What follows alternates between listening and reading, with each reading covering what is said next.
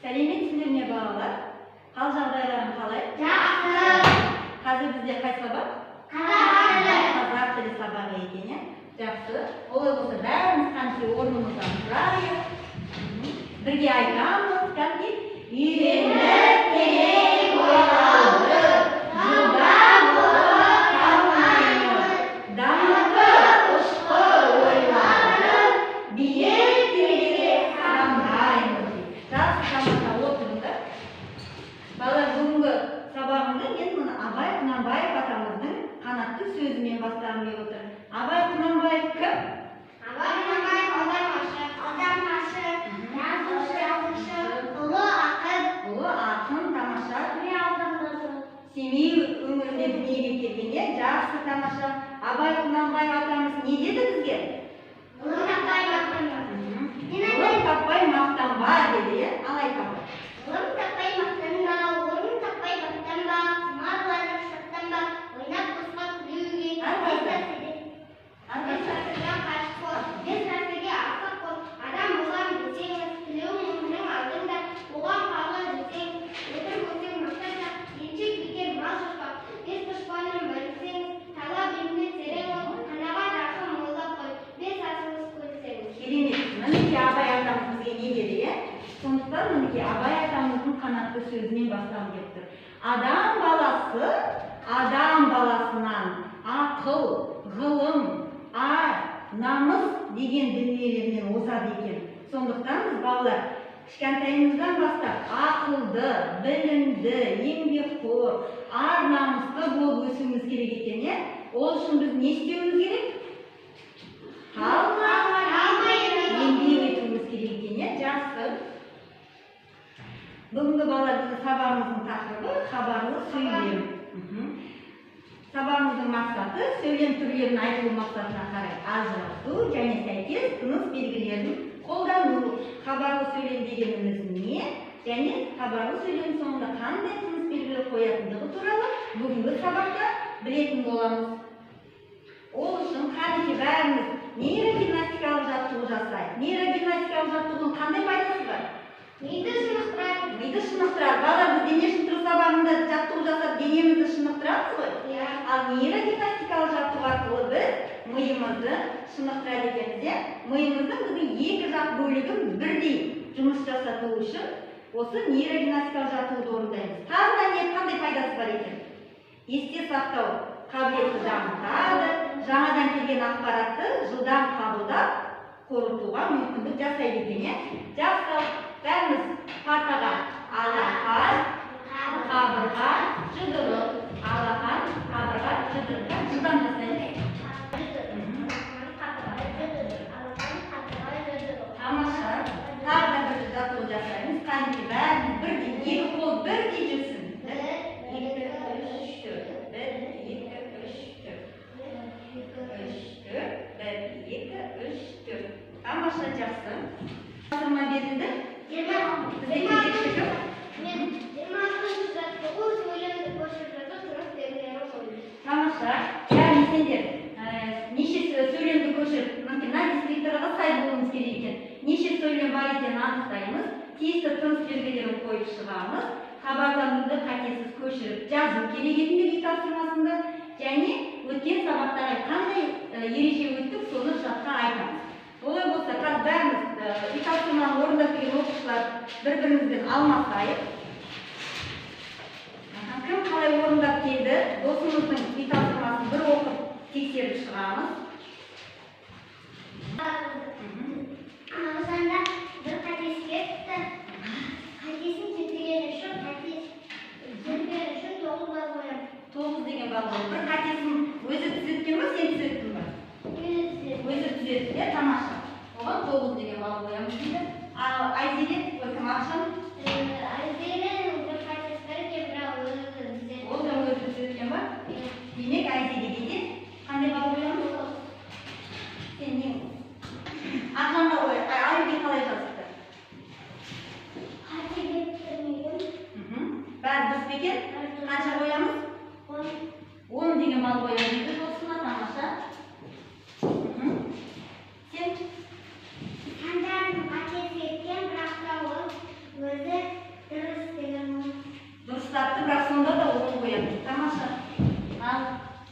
Ал үй тапсырмасының бағалары өте жақсы. Енді қанша сөйлем бар екенін анықтадық па? Қанша сөйлем бар екен? 3 сөйлем бар екен, тамаша. Қойып шықтық. Енді біз өткен сабақта қандай ережемен, қандай тақырыппен өттік, қандай ереже жаттауға бердім? Сөйлем дегеніміз не? Кім айтады? Сөйлем аяқталған ойды білдіреді. Сөйлем соңынан нүкте, сұрау белгісі, деп белгісі қойылады. Тамаша. Сөйлем. Сөйлемнің 3 түрі болады.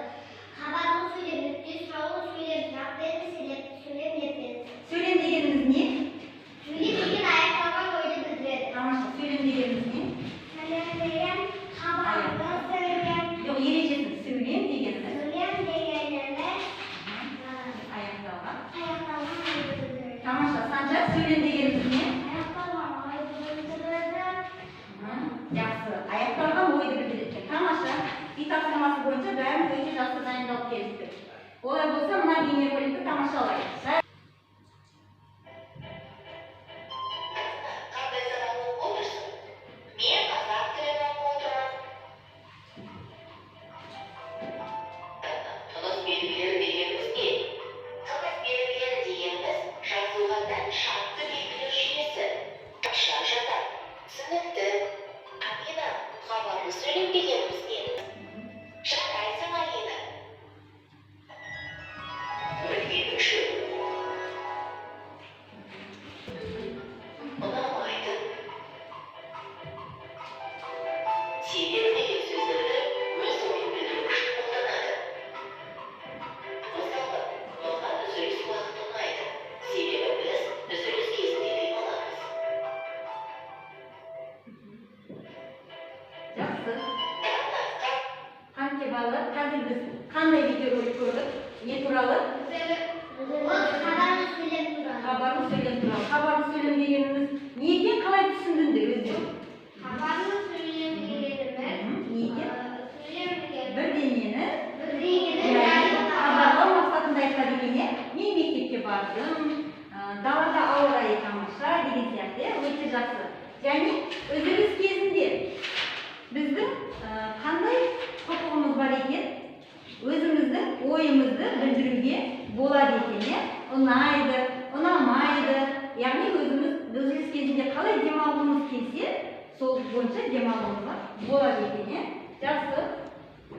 Енді бәріміз оқулығымызды ашамыз. Оқулықтағы 29-шы жаттығуға қараймыз. Не істеу керек екен? мәтінді түсініп оқумен оқиды. Жарайды, ақшаны оқы жылдам. Үзіліс сәуле сынып ұжымының ұйымдастырушысы. Ол үзіліс кезінде жетекшінің терезені ашып, тақтаны сүртіп қоюын ескертеді. Тақта сүрткішті үнемі тоқылдап қояды. Балалардың үзіліс кезінде тәртібін қадағалайды. Бірде сәуле біз үзіліс кезінде дұрыс демалу үшін тиісті, ол үшін не істеуіміз керек? Әркім өз ойын айтсын дейді. Жақсы. Қандай мәтін оқыдық қазір? Үзілісте мәтінін оқыдық. Сәуле деген кім екен? Айтсын, айтсын.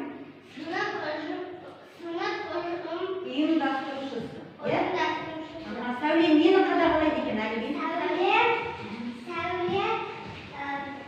Нені қадағалайды екен? Терезені ашып Кезекшінің терезенің ашып қоюын қадағалайды. Тақта сүрткішті күнімен тоқылдап қоюын. Дұрыс. Тағы нені қадағалайды екен? Тақтаны сүртуді қадағалайды екен. Бірде не деп айтты Сәуле? Кім айтты? Бірде сәуле біз үзіліс кезінде дұрыс демалу үшін не істеуіміз керек? Әркім өз ойын айтсын. Жақсы. Отлично. Үзіліс кезінде біз қалай демалуымыз қажет? Әркім өз ойын айтсын деді. Жақсы, кән өз ойыңызды айтайықшы. Сен қалай ойлайсың үзіліс кезінде қалай демалу? Үзіліс кезінде қалай? Далаға шығып ойнаймыз дейді Санжар. Тамақтануға болады. Үзіліс кезінде кітапханаға барамыз. Тамаша. Үзіліс кезінде біз басқа сыныптағы достарымызбен әңгімелесуімізге болады, қал жағдай сұрауымызға болады екен, иә?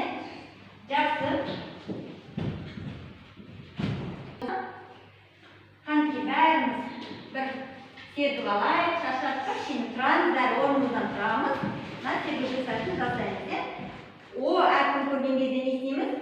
Оң қолымызды көтереміз да, сол төбесінен әріпті айтамыз, иә?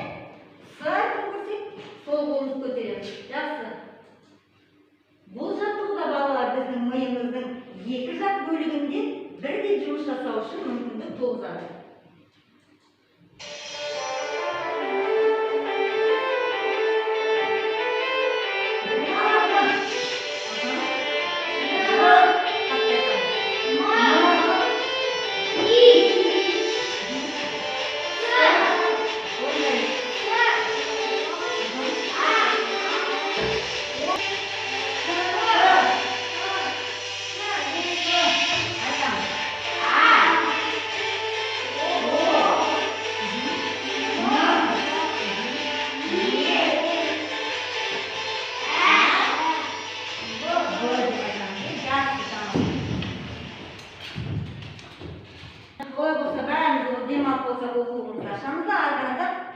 Келесі жаттығуға назар аударамыз. Санжар оқушы 30-шы жаттығуға қараймыз.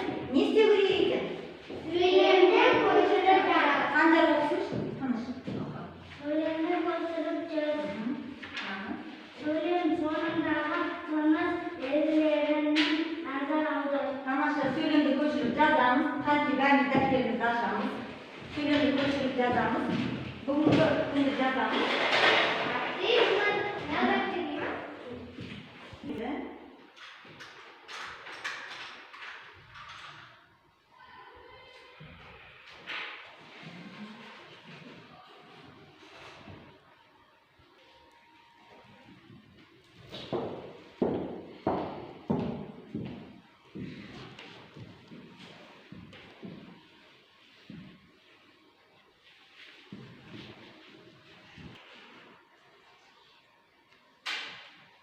Болып деп ручкаларды қойыңыз, Санжар, ручканы бәріміз әлбей.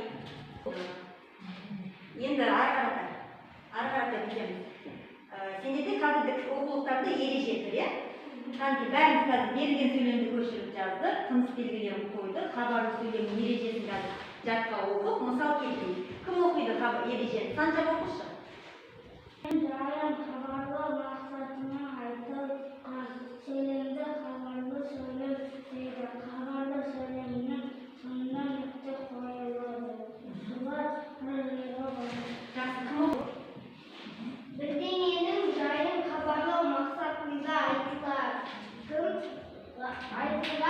сөйлемді хабарластыру хабарлы сөйлем дейді. Хабарлы сөйлемнің соңына нүкте қойылады. Оқушылар мұражаға барды. Жақсы. Сонымен бірдеңенің жайын хабарлау мақсатында айтылады екен, иә? Сөйлем соңына не қойылады екен? Нүкте қойылады. Кім айтады? Жатқа. Жаттарын көрдік па? Айзеке айтшы. Айтшы. Бірдеңенің жай хабарлау мақсатымен айтылған сөйлемді хабарлы сөйлем дейді. Хабарлы сөйлем соңына нүкте қойылады. Оқушылар мұражаға барды. Жақсы, тамаша. Осы ережені жаттап келеміз. Түсінікті ғой? Енді барлығымыз 31-ші жаттығуға қараймыз, суретке қараймыз. Сурет бойынша өз ойларымен әңгімелейсіңдер. Суреттегі дұрыс іс-әрекеттер туралы айтамыз, дәлелдейсіздер. Күнделікті кездесетін жағдаяттарға байланысты өз ойларымызды айтамыз. Түсінді ме? Қанти бірінші суретке бәріміз қараймыз. Бірінші сурет бойынша кім айтады? Аршын айтады. Нұрай мен Қазақ үзіліс кезінде сөйлесті. Бұл қандай іс-әрекет деп ойлайсыздар? Жақсы іс-әрекет. Ол жаман. Бұл дұрыс емес екен, иә? Бұрыс іс-әрекет екен. Жақсы. Мынаны кім айтады? Әлгі айтады. Санжар мен Қанат шахмат ойнады. Санжар мен Қанат үзіліс кезінде шахмат ойнады екен. Дұрыс. Жақсы іс-әрекет. Өте тамаша іс-әрекет. Санжар. Айзереме әлі кітап оқып отыр. Сенің ойынша бұл дұрыс іс-әрекет пе? Дұрыс па? Дұрыс. Дұрыс іс-әрекет екен, иә? Жақсы. Келесі 5-ші сурет бойынша кім айтады? Айтады. Тұрамыз орнымызды. Санжар мен Әліби тәппен ойнап жүр. Ол дұрыс әрекет. Емес екен, иә? Дәлізде бірін-бірін қуалап және кітаппен ұрмақшы, бұл жерде кітабымыз жыртылып қалуы мүмкін, мына алып құлап, жарақат алуы мүмкін екен, сондықтан бұл дұрыс емес екен. Мына сурет бойынша не айтуға болады? Кім айтады? Кім айтады? Қандай сурет айтады? Бірінші кішкентай бала үлкен балаға тиіскен. Өзі мына кішкентай Санжар өзі тиісіп бұзушылық жасады. Үлкен бала келіп оның құлағынан бұрап тұр, сен неге мені мазақтайсың деген сияқты, тамаша, жақсы. Үзіліс кезіндегі оқушылардың іс-әрекеті бұл. Біз өзіміз бағана сіздер айттыңдар, не істеуге болатындығын. Енді 32-ші жаттығуда бізге былай дейді. Жұптық жұмыс, бұл жерде қазір біз сендер өз ойларыңды айттыңдар, көрдіңдер, енді жұптасамыз да, ұлдар екеуін бір жұптасыңдар, қыздар екеуін жұптасамыз да, мынаны қыздар жазсын, не жазамыз соны құрастырып айтамыз. Мынаны ұлдарға, екеуіне екі сурет. Яғни, үзіліс кезінде демалуға арналған ережелерді құрастырамыз, бірінші және үшінші сурет бойынша.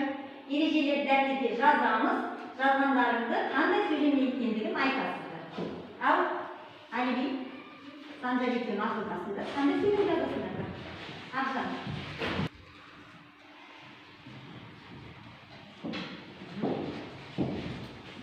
Болды ба? Қай жұп болды? Не жазасыңдар?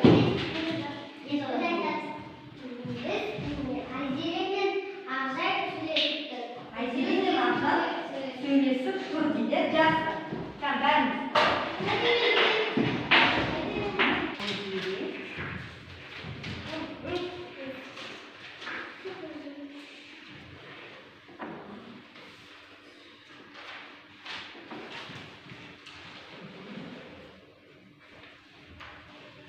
Әлібек дәптерімізге жазамыз.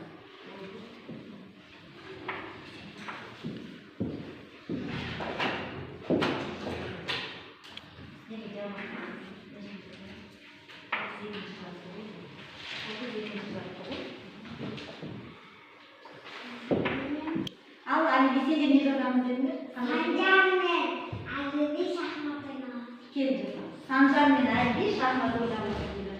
Жазамыз.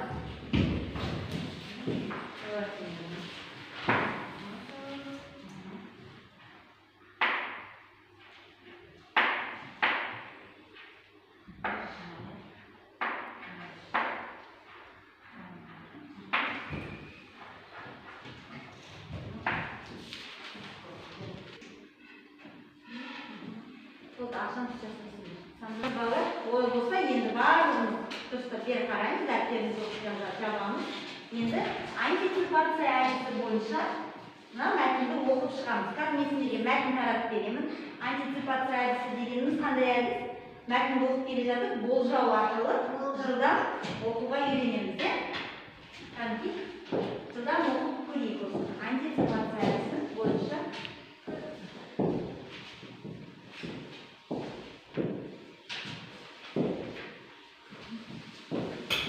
бір оқушының да іштерінде.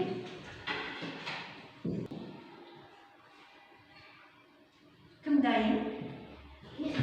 Кел.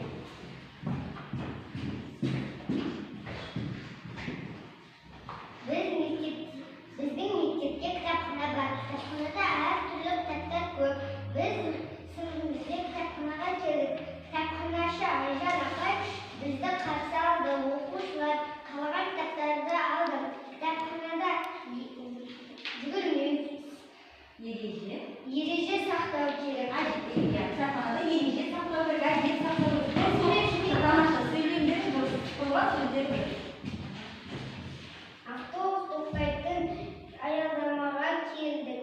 Көп ұзамай көп автобус келіп тоқтай қалды. Екі есігі бірден ашылды. Адамдар көп. Бірі өтсе, бірі түсіп жатыр. Бір хабарлы сөйлемін оқып берші. Автобус тоқтайтын аялдамаға келдік. Тамаша, сөйлем соңында не тұр? Нүкте тұр, жақсы. Сөйлем қандай әрекет басталып жазылады? Басар. Тамаша. Ал оқиды, қандай? Оқы. Біздің мектепте кітапхана бар. Кітапханада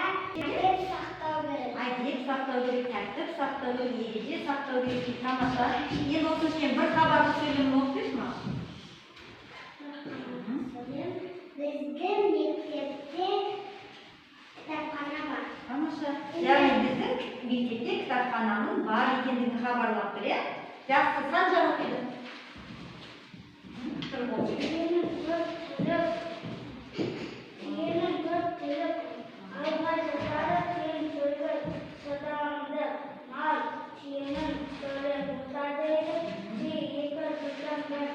Өте жақсы тамаша орындап тұрсыңдар, қазір сендер болжау арқылы сөздеріңді дұрыс қойып шықтыңдар барлықтарын. Сондықтан сендерді мен 10 деп бағалағым келіп отыр. Тамаша.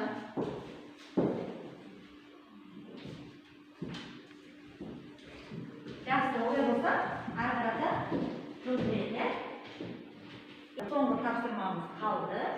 Бұл жерде әріптер арасынан жемістерді тауып қосшаймыз. Сөйтеміз да өзімізге ұнайтын жемісімізді таңдап, соған бір хабарлы сөйлем айтамыз. Түсіндік па?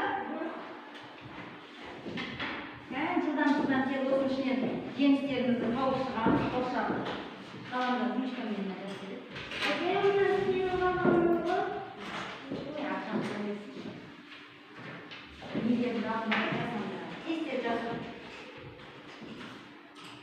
Қанша жемістер бар екен, түгел қосап шығамыз. Сөйтіп біреуін ғана таңдап сөйлем қосамыз.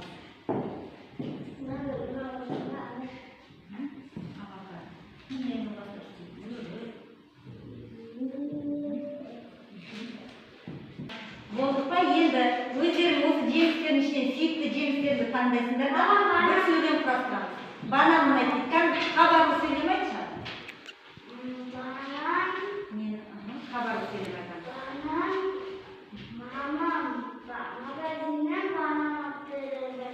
Анам дүкеннен банан сатып әкелді. Хабарлы сөйлем. Жақсы, ары қарата.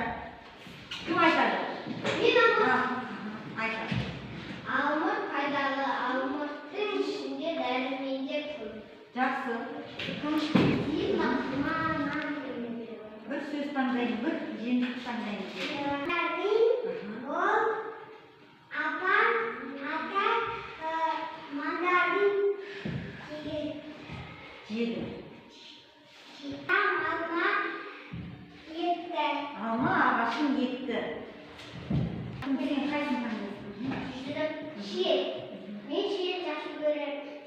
Шие өте пайдалы. Жақсы, бір ғана сөйлем құрастырсақ болды, хабарлы сөйлем. Жақсы, тамаша. Енді бұл бойынша да бала сендерді бір бағалап өтейін. Себебі сөйлем құрастырғанда дұрыстап құрастырмады. Арқақты міндетті 9 ұпай. Екі қызға 10 мыңнан бергім келіп отыр. Себебі қыздар өте жақсы құрастырып қатысып отырды.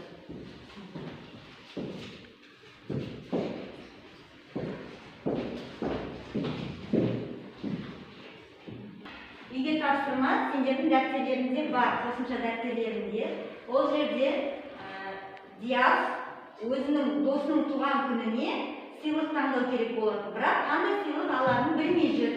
Сондықтан сендер үйде дүкенші мен сатып алушының арасында диалог құрастырып, үйге жазып келесіңдер. Түсінікті ме? Диалог құрастырады және диалогты дәптерге қайтесі жазамыз. Қазір осы жерден диалог құрастырып жіберейік, соны үйде жазасыңдар. Ал кім сатушы, кім сатып алушы болады? Сәлеметсіздер апай. Менің бүгін досымның туған күні еді. Соған сыйлық таңдай алмаймын. Сәлеметсіздер балақай, сені ойыншықтап тұратын сөреге апарайын. Рахмет. Жақсы, мінекей диалог құрастырдық, үйде осыны жазып келеміз, иә? Тағы диалог құрастырамыз.